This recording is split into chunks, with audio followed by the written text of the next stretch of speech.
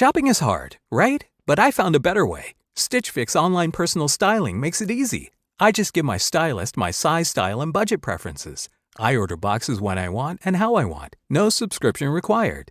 And he sends just for me pieces, plus outfit recommendations and styling tips. I keep what works and send back the rest. It's so easy. Make style easy. Get started today at stitchfix.com/Spotify. That's stitchfix.com/Spotify.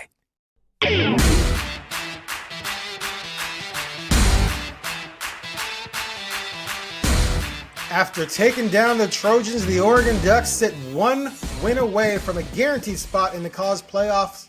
And that one team is the dreaded Huskies. All that and more here on the Ducks Confidential Podcast. I am Aaron Fentress of the Oregonian OregonLive, and he is George Wrighster of the Unafraid Show and the CW. What is up, my man? Man, what's up, man? The team is sitting here at 10-1. 10-1. I had them 10-2, so they got to lose this week for me. You had them 11-1, so I told you, hey man, one of us shall be right. Yeah, we'll see. Before we get to talking about the game, I like my chances though. I actually do as well. I got a new reveal here. Actually, I got this in the mail a while ago, and I got lost in the shuffle on the counter, which I get a little cluttered sometimes. But it's a new George Wrighster. Look at that bad boy. Yeah, that's a good one right there. That's a hollow right there, too. Yeah, Donovan Elite, number to 500. Yeah, I have one of those right here. It's red, numbered to 49, that 48, that exact same card. Mm-hmm. And then I have the one that you have up there, too. I think I saw a red 49 online, and I think it was maybe like $6 or $7. I was like, yeah, that's too rich for my blood. That's too rich for my blood, buddy. I actually found, the college set called HIT? Yeah. Or HIT, whatever yes. it's called. I found an autograph of yours that I was maybe going to get. So, I got one of the HIT ones up here, too. It's faded a little bit, the signature. Like, I can't even see the signature on it anymore. It just looks like a silver sticker sitting there. All right. Well, hey, this was one of those games where it went pretty much the way both of us thought it kind of would go. USC did some damage on offense. Ducks made them one-dimensional, held them to 52 yards, 57 yards rushing, whatever it was. That enabled them to get after Maeva and force him into some mistakes, even though they were able to make plays, and they did get a lot of PIs. There was a lot of times they threw it up, and they got the flag. But at the end of the day, they couldn't put together enough plays to compensate for the fact that their defense was getting shredded, which is something. Do you know what that's called? That was going to happen. What Maeva was doing? You mean throwing it up for? No. Yeah, that's called when he's throwing it up for grabs. It's called a chuck and duck. Chuck and duck. like he's chucking it up and just ducking. And credit to Jacoby Lane, because he made a couple of those catches. And 16, the true freshman, he made a nice catch on the touchdown pass, the throw from Lemon, Makai Lemon. Yeah, but those are ill-advised throws. Like, can we like just acknowledge that these are ill-advised throws? And then also, but they're semi-advised because your receivers are ballers. Right? Yeah. It's like, Randy Moss. There's a lot of ill-advised throws in the direction of Randy Moss, but yes, Randy Moss. Yes. And probably out of the 5 DPIs, I thought 3 of them at least 2 could have seriously or should have been called OPI. Like, we got 2 hand shoves in the back. And then one of them should have been a no call for sure. The one on Canada on the sideline. He didn't even touch him. And then we have, and then 2, I can give you if you're calling it tight. Gotcha.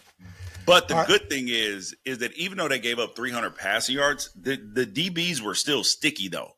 Like, they were like, people weren't running wide open. Right. This was They were well earned. They were almost NFL style. Like, guys, the windows were small. Quarterback's good. You got good receivers, and they made plays. But if that's all you have, and you got to score 45 to win. Yeah. That's tough, right? Because Yes. you couldn't use the run game. And the 2 interceptions came on a 3rd and 13 and a 4th and 10. So down and distance matters. And that can be impacted when you're not running the ball well, which credit to Oregon's defense. All right, let's start off with these 3 words. For me, man, more to Sadiq. Good Lord, man. That guy is ridiculous. And, early in the season, it's a little disappointing. He had 1 catch, 2 catches, then 4 against Oregon State for a touchdown. But they were blowing him out, right? So, he wasn't in the game, the full game. They didn't need to throw the ball around. Then he goes off. Well, not goes off. 6 catches at Penn State.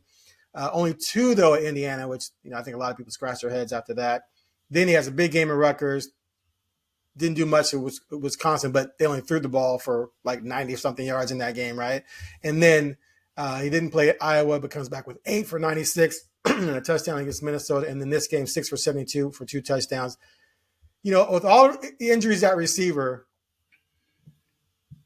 mitigated in a big way because your lead tight end is basically a wide receiver, just in a big yoked body. And he's just phenomenal. I do hold my breath. I asked Lanning this. I said, do you ever hold your breath when he hurdles people? He said no. But I do because I'm like, oh, my God, he's going to get flipped up or something like that. As a player who hurdled all the time, I used to hear that. Wait, you hurdled? Bro, yes. Your big ass hurdled? Yes, a lot. I want video proof. I got it. I will send you the video proof. Please. I'll send it to you right now. There are at least 10 hurdles on my Oregon highlight film. Wow. Are they on YouTube? At least 10. And people would see, no, I'll send it to you. So people used to actually say, George, stop hurdling. And I should be like, no. And what they're like, no, you're going to get flipped over. You're going to get hurt. I let it impact my play one time. And then you know what I did? I stopped because that was ignorant. That was silly. I found one on YouTube. You catch it on the right flat. Oh, look at, and you had good form too. Like you didn't go like, Sadiq kind of goes up because he got that vert. You kind of like you did treated it like it was an actual hurdle. Yes, I'm impressed. Okay. I'm gonna send you the whole highlight film. That way you can know what's up. Yeah. Okay. I might carve out some time for that. Anyway, very impressive performance by Sadiq. I'm kind of sad now because the season's almost over. I want him to come back and have 1,000-yard season, but I guess he's got 8 touchdowns now, which puts him, I think, 1 or 2 off the record for tight ends at Oregon. Yeah, that's crazy, dude. I know. Hey, if Dante Moore doesn't overthrow him in the Minnesota game and he's down on the 1, bro, he has a lot of touchdowns. But here's the thing, and I mean this with all humility possible and honesty as possible. Okay. So I believed, and still do, that I was Oregon's best athlete at tight end of all time. Okay. Wait. What about Colt? Hold on. Let me. You believe before Colt? Okay, go ahead. Sorry. And then I saw Colt Lyerla, and I was like, "Oh, this dude's a hell of an athlete." Right. Now, granted, guess who else? Guess who was maybe the first Oregon tight end who had a rushing touchdown? Poppy-Collar. But and then Colt Lyerla, I thought they because of the way that they did the offense, I thought that they used him in ways that I could have been used. However, he took the title, right, of most athletic Oregon tight end of all time. And then behind me would probably be like Rosario, maybe. But Rosario's nice. You look at Kenyon Sadiq, savage. He looks like he was created in a lab. He looks like a mutant. He looks like he needs to be drug tested. He looks like he was carved out of granite, marble. And you would think that this big muscle-bound, dumbbell-eating dude would be a stiff, and he's not. Like, he is out there. It is poetry in motion. Okay, he's better than I thought he was, and I thought he was good. because the way he catches the ball is elite. Right. It is elite. He is a combination. Like if you look at the 2 tight ends that were taken in the first round last year, he is a better route runner and catcher than Colston Loveland. And he's a better blocker than Loveland. But the kid from Ty Warren, he's a better catcher of the football because Ty drops too many balls at times. Wait, Ty Warren from Penn State last year. You said Ty was better. You're saying Ty is not better. No. I'm saying that Kenyon Sadiq's a better ball catcher than Ty Warren, but Ty Warren's a better blocker because he's bigger. Even though Sadiq is a dominating blocker, he's not going to dominate like that in the NFL. So think George Kittle, but more athletic. Yeah, he's way more athletic than Warren too. Obviously. Yes. Yeah. So is he top 10 pick, you think? He's creeping into that territory. He's creeping into that. Loveland went 10 and Warren went 13, something like that. Yeah, he is creeping into, like, we're talking Kellen Winslow type good. Yeah. I mean, I don't even have enough. Like in the beginning of the season, I was like, I know he's good, he's talented, he's a little stiff for me, and now I'm like, oh, this ninja is lab grade. Oh, he's different. And then you're like, we weren't using him right last year. He had some pretty good tight ends last year. Yeah, and he had a bunch of receivers last year. Yeah, and I love T. Ferg too. So this is no disparagement upon T. Ferg.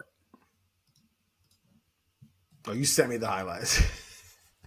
I'm like, I got a text from George. Oh, they're your yes, highlights. I told you I was sending you the highlights, fam. I'll check them out later. All right, give me your 3 words.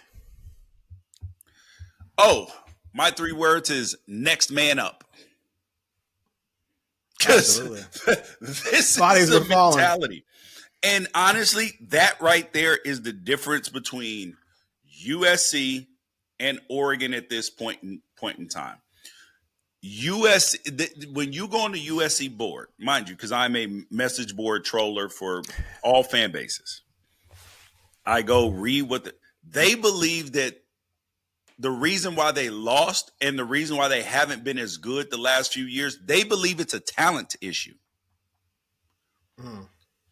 Yes, Oregon may be a little more talented than USC. However, that's not the difference. The difference is the level of physicality and the toughness of the team.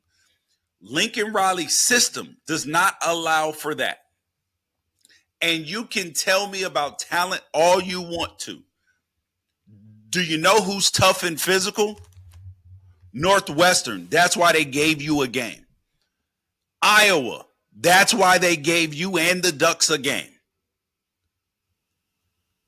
You cannot use talent as an excuse when you are more talented than other teams that you play, and you're barely squeaking out against them because, like, Iowa has nowhere near the amount of talent that USC has. None.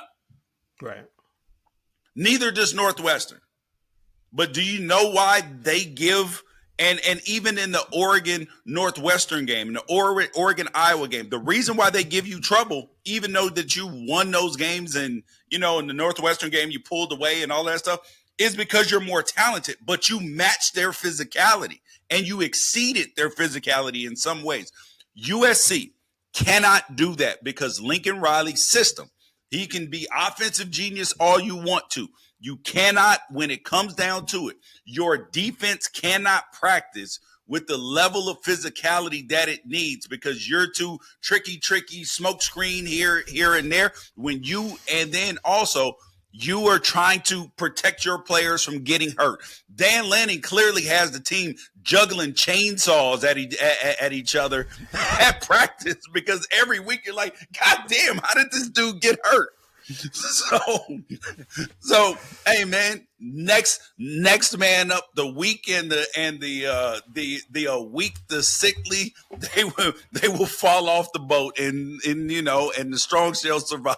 Clearly, yeah, all the passing is cute, You got to be able to do things at the line of scrimmage, and we But it's even in the pass game too. It's in the pass game, the run game, like the level. Like, think about what we have complained about this year about Oregon's defense. The only thing we've complained about is the level of physicality with the linebackers meeting people in our holes.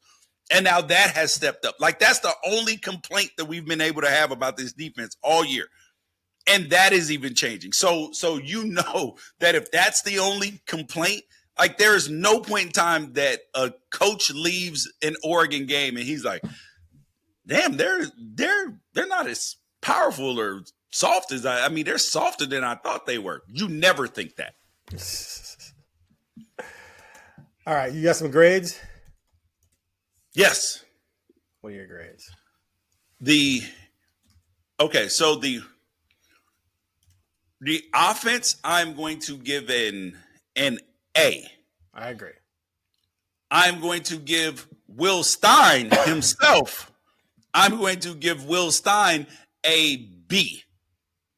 Only because of one play, that tight end quarterback sneak. You're up 14 points at midfield. You are running the ball all over them. Just line them up and just don't be tricky. Just line them up. Just run them over. You go up 21 at that because they clearly can't stop you.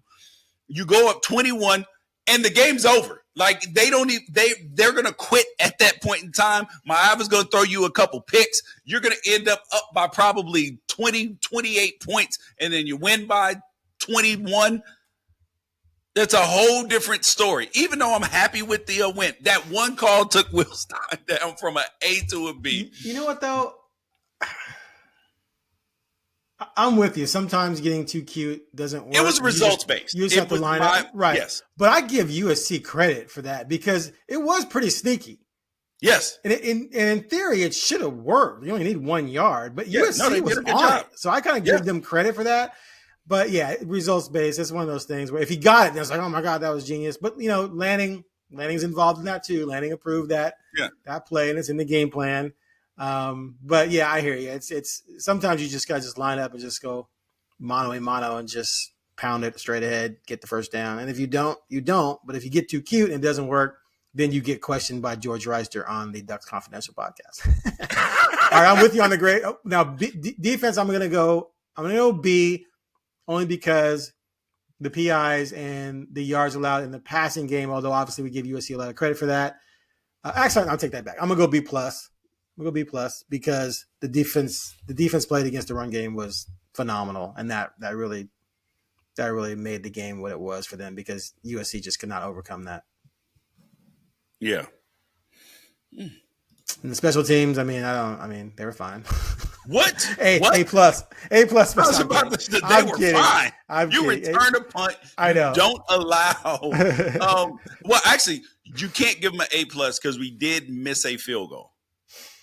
Oh, good point. Okay, A. Okay, A. The punt return was nice, although I thought there might have been a little hold, but that's okay. Those things are going to happen. Malik, man, flying, and props to Malik too for stepping up just in general with the receiver injuries and just sort of still being that guy the past few weeks. He's been very good as well, along with Sadiq. All right, you got any hidden or not so hidden gems? My hidden gem would probably be, Fox Crater. Okay. Fox Crater and the rest of this offensive line that stepped up because Poncho was out. Harkey was out for a minute. Janoris Wilson was out. We started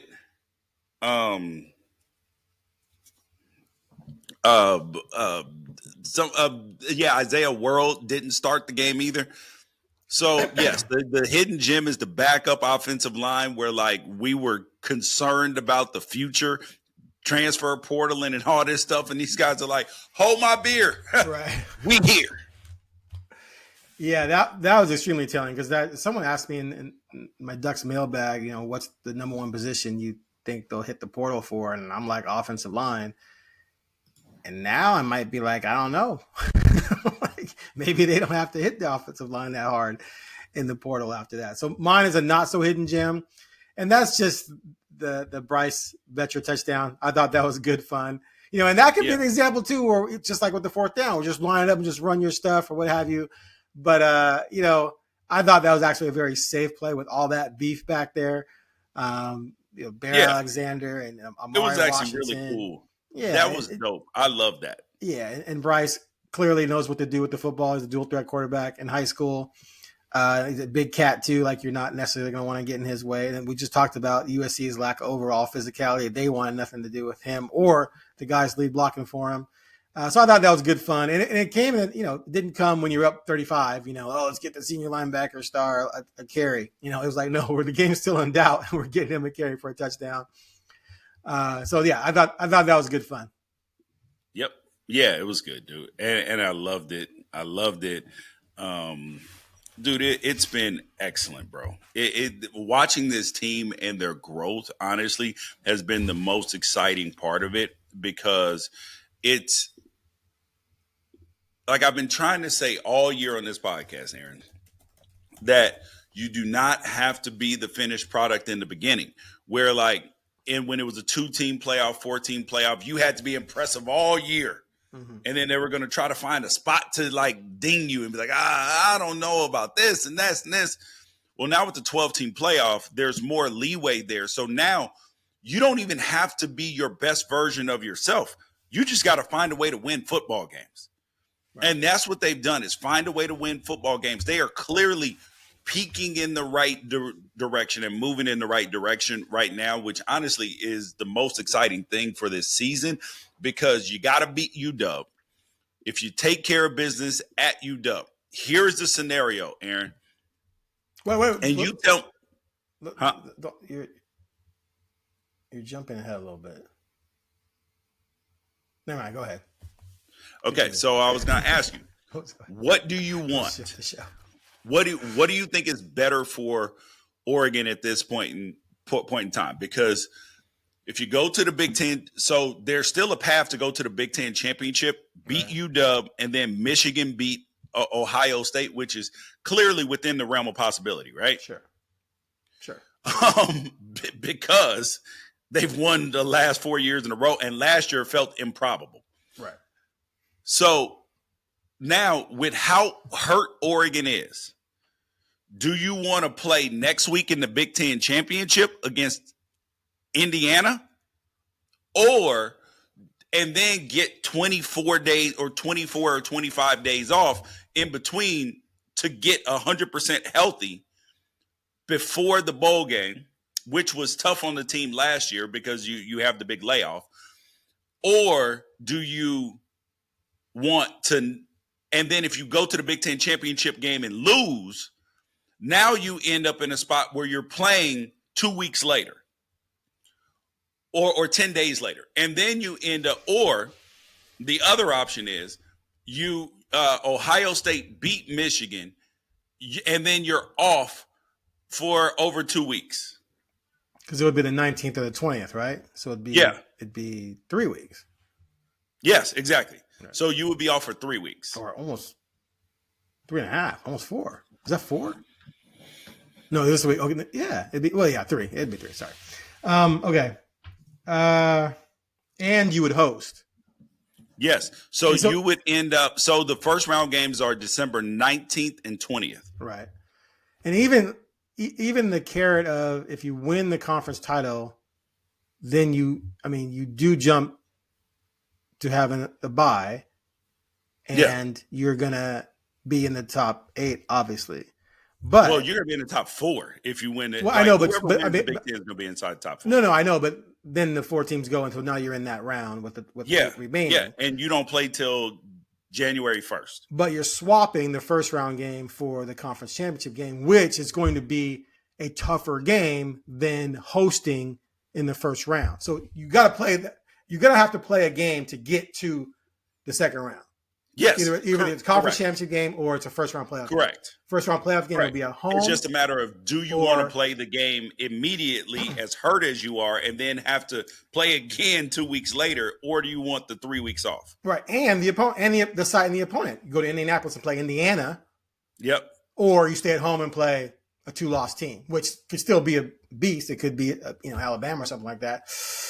Man, see, here's what bothers me. It bothers me that there's any type of system that tells me it might be better to not win your conference championship is a problem for me. Because that should be such a big deal that it should be no brainer. Oh yeah. But is it better though? But I mean, right, that's what I'm saying, because the system's set up to make us ask this question. And it shouldn't be. It should be better. I mean, it's the same question in the NFL too. Remember so many years that the teams that got byes kept on losing, and so they started asking, is it better to not have a bye? So it's I don't think it's a college football problem. I think it's it's just an inherent, if you have a bye and then you've wrapped it up, do you rest your players, which the NFL used to do or not do, and the result of it? I just think it just presents some serious questions. Okay. But in the NFL, when you have the bye, you have the home game as well, and it's only 1 week. It's not multiple weeks, and it's not the difference between hosting and or going to neutral. Anyway, I think it's clearly, for me personally, I'd rather try to win the conference championship, but I get what you're saying, especially with last year. Ohio State didn't win. They weren't even in the conference championship game, and they won the national title. So yeah, if I'm Oregon, I'm thinking bigger picture, then yeah, I'm saying I'd rather be at home than have to play Indiana, and then maybe have to play Indiana for a third time. Who knows?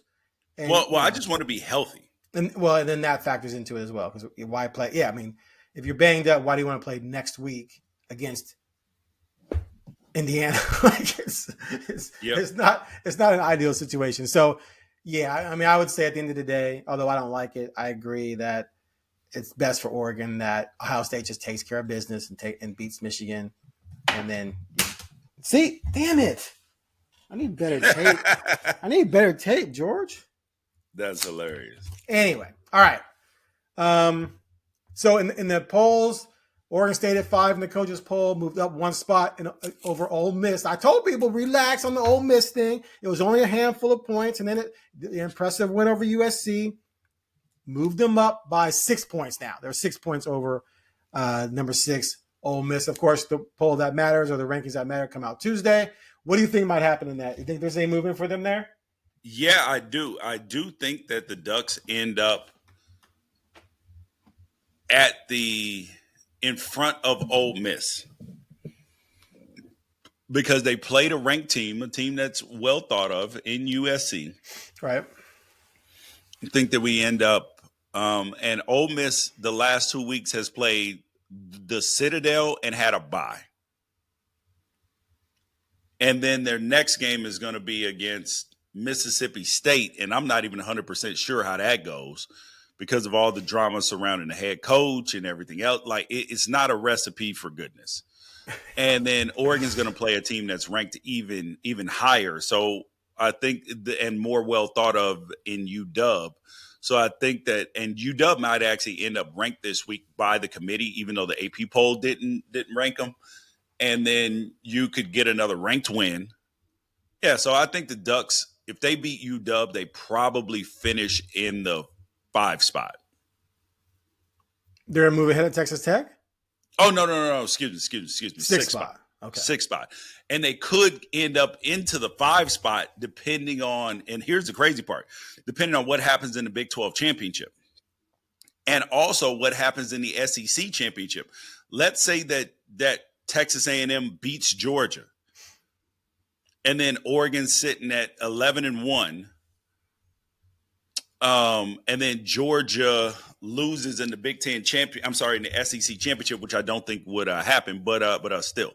And then if Texas A&M loses in the Big 12 in the SEC championship, then they may, all these bigs and C's.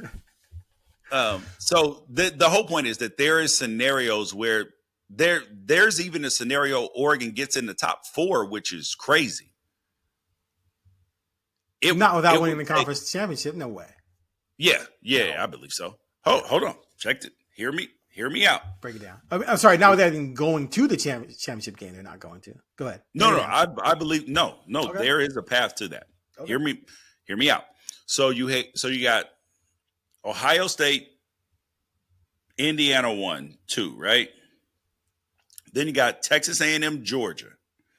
And if I'm right, and then you got Texas Tech, and then you got Oregon, which I believe will be number 6. Okay.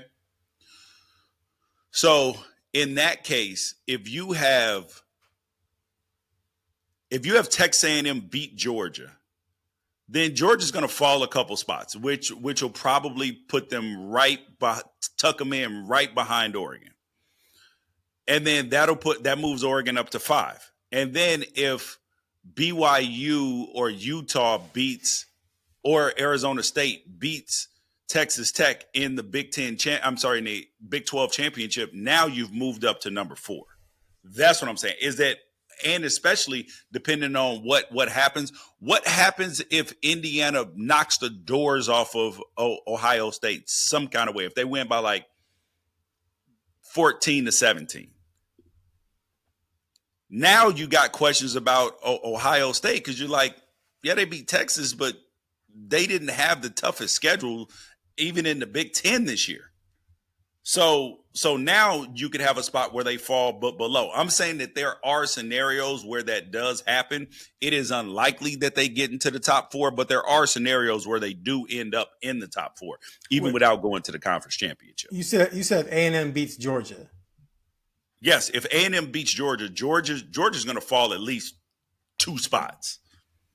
I don't know, man. I think an 11-2 Georgia team with a loss to A&M and Bama gets ranked ahead of Oregon.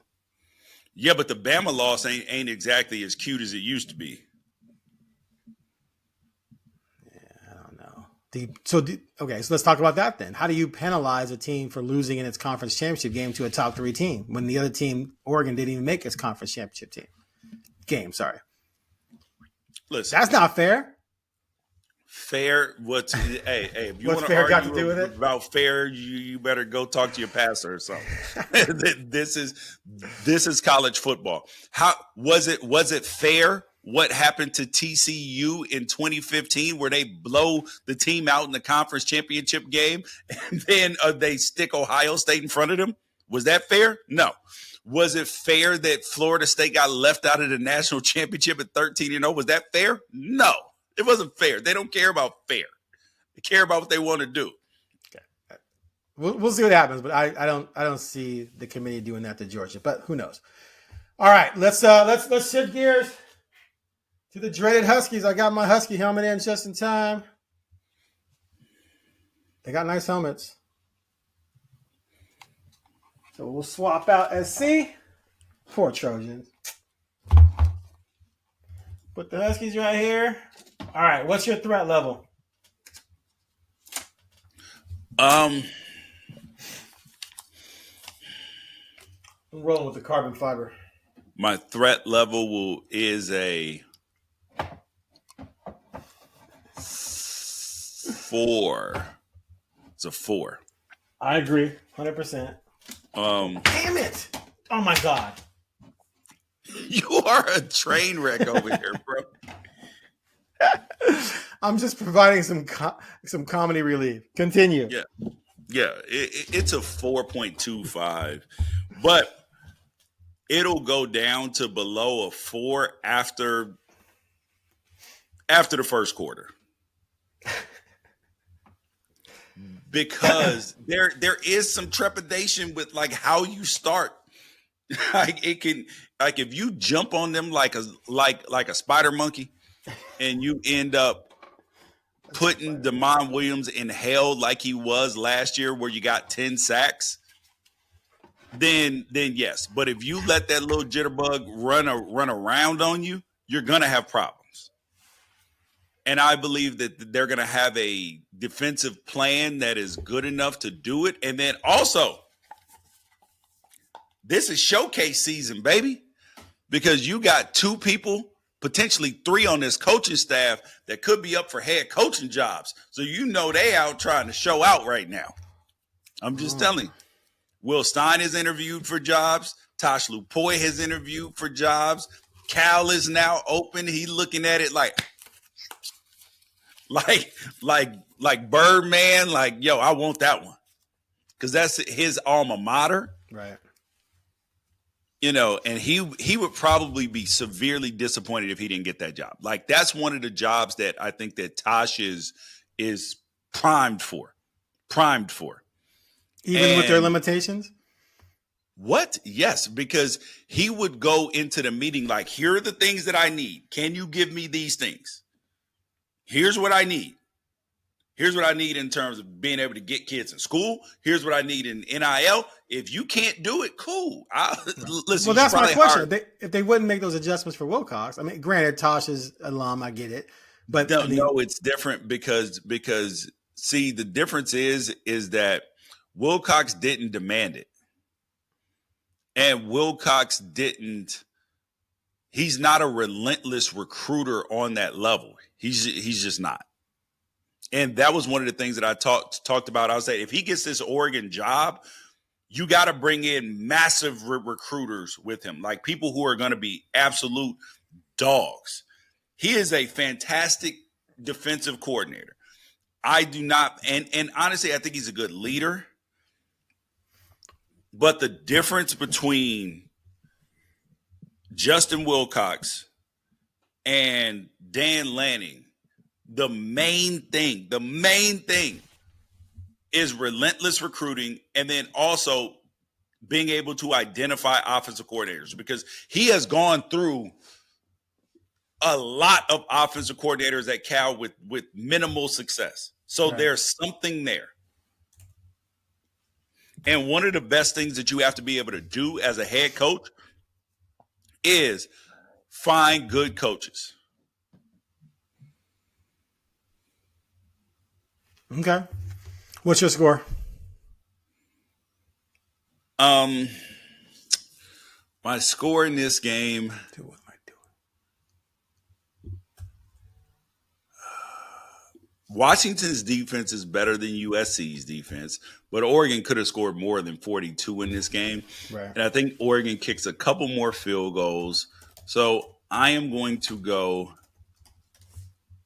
38-24. All right, we're close. We're close. I'm 30 right now. Do we have a weather report yet? Oh, the weather's going to be cool. Like there's no weather issue. No problems. Okay. Yep. Yeah, I'm at 34-23 Oregon. I'm not impressed with UW.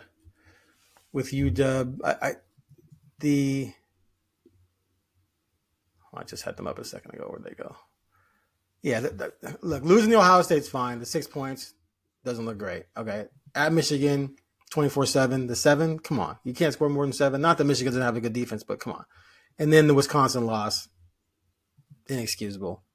They do have injuries at receiver, right? So, and at running back, I think. So that's going to hurt them a little bit. I just think the Ducks are playing really well right now. And Williams, yeah, he can be difficult to handle, but they handled them very well last year. I don't think Oregon's worried about him beating them, but I do think he'll make some plays. Yes. I think their defense is good enough to not get blown out, but they're not going to shut down the Ducks by any stretch of the imagination. So, yeah, I'm at 34-23. Ducks will be 11-1. Ooh, look at Aaron coming around, man. Coming around. See, this is why you have to have the vision in the preseason. Oh, my God. I told you what was going to go on. And, I told you that this team, floor of 10-2, and ceiling of 12-0, but the most likely outcome was going to be 11-1. You did. And I was floor of 9-3, ceiling of 11-1. More than I didn't understand how you got to 9-3. I just okay. I explained. I couldn't understand how you got to 9-3. I explained it. I said, and it wasn't a prediction. Like it wasn't cemented. I said I need to see these 18 new starters play. I need to see the quarterback who never won a meaningful game and never played well against an FBS opponent play. That's why my floor coming into the season was 9-3. Once we saw him play, once we saw where they were, then after that, I was like, okay, yeah, they'll probably go 10-2. But now they're 11-1. Well, even after the Indiana game, you were like, man, this is a team that's going to lose 2 more times. No, man, I said one more time. I said, there's at least one loss coming, but so far I'm wrong on the one loss. And I don't think they're going to lose this week. Okay, so what did you think about USC after watching them? Are they closer than they were? Like, do you believe that this is a team that where their fan base is like 2026 is our year? We got the #1 recruiting class coming in, even though it's comprised of 35 commits. And then they're like, we're going to hit the transfer portal hard. I'm like, you're getting 35 commits. How many transfer portal people do you actually want? And then, because that's all that's going to do is then them freshmen are going to transfer out, the ones you got last year. And then when you recruit another huge class again, then that class is going to transfer out too. It's nonsensical. No. So what was your thought about watching USC? Are they close to you? Close to what? Winning a national title? Yeah. No. I mean, I told you I don't think Oregon's going to win it, and Oregon just thumped them. So that tells you right. Yeah, I thought coming in that they just, they're good. They're good. They're a good football team, but you can't let someone hold you to 52 yards rushing. Yeah. Hold you to 130 maybe. Like you average 190. Then maybe they hold you to 130. Okay, but not 52. You just got stuffed. And then you let Oregon do whatever it wanted to on offense. It could do whatever it wanted. Right? So do you believe that this is just a player's issue, or do you think that this is a scheme coaching issue? Well, at this point, I think it might be a personnel issue, but that's on the coach because he's not emphasizing getting the types of guys who are going to win the line of scrimmage. If you have a good quarterback and good receivers, that's great. But if you play high-end teams and you're losing at the line of scrimmage, that's when you get exposed and that's when you lose because it's just too much to overcome. And until they fix that, they're going to have a ceiling where they can win 8 or 9, maybe even 10. But when they go up against the top 10 teams in the country who can run the football and stop the run, they're going to fall apart. I mean, dude, they had Caleb Williams slinging the rock all over the place, and the defense was trash. How do you let that happen? Yep. And your USC, were their resources really that bad that they couldn't go out and? That's the thing about it, Aaron, is that we're sitting here trying to say that like that this is a team that is so scary. You know what I mean? Like that this is a program that they were just so down bad. Like the roster was just there. Everything was so bad that it like you would have thought that he inherited 1-11 Colorado. Right. The way that they talk. Right. And then you're like, well, but you won 10 games with Caleb Williams. What happened after that? Oh, the roster was so bad. Like we got to retool everything. The front office. Now we got Chad Bowden's. Like they keep finding new ways, glimmers of hope. You know how in the NFL, every single time that a coach is getting on the hot seat, first thing he does, either change the quarterback or fire the coordinators, right? Right. And then once you fire one coordinator, then it's, we need a new quarterback. Then after the quarterback, we need a new defensive coordinator. And then you're out of excuses. So he is next year out of excuses. And have you seen their schedule for next year?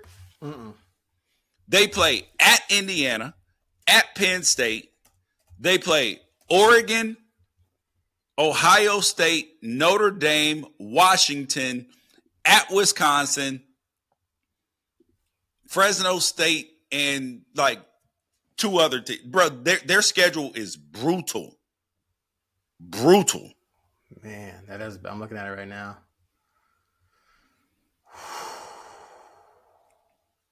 Tell me that's not a brutal schedule. Oh, Oregon's down there. Ooh, that'd be fun. I haven't been down there in a long time.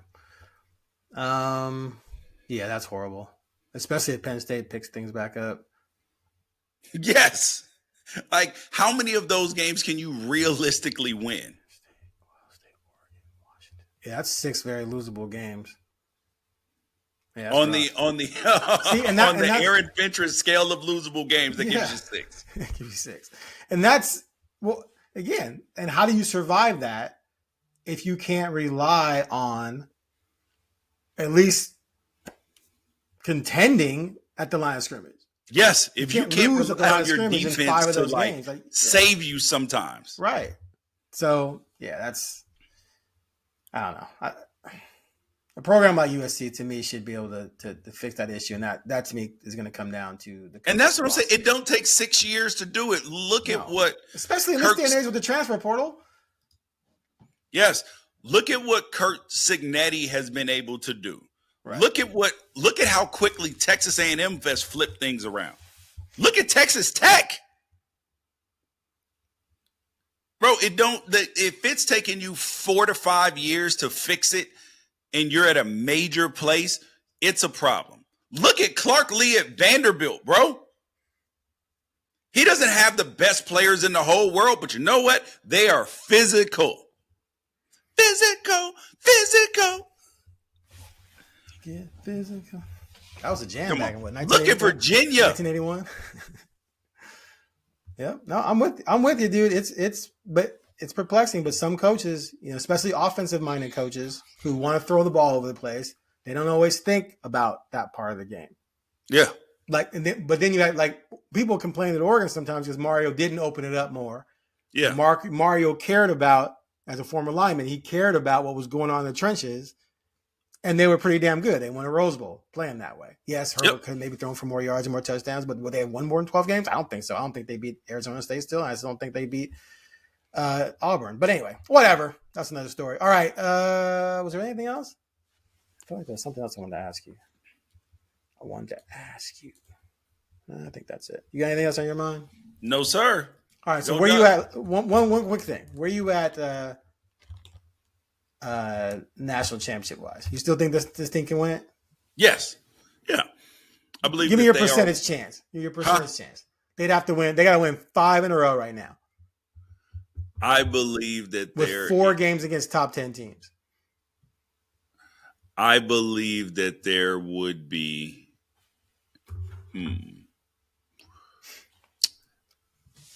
I believe exactly the same thing that I've said all year, Aaron, which is styles make fights. Whoever wins the national championship. Let's assume that Ohio State is mortal, okay? Which we don't. I think they are. Yeah, I believe so too. So assuming that Ohio State is mortal and not one of the greatest teams of all time, then we're going to have to assume then that pretty much anybody is going to need the right set of circumstances to win. You see what I'm saying? Right.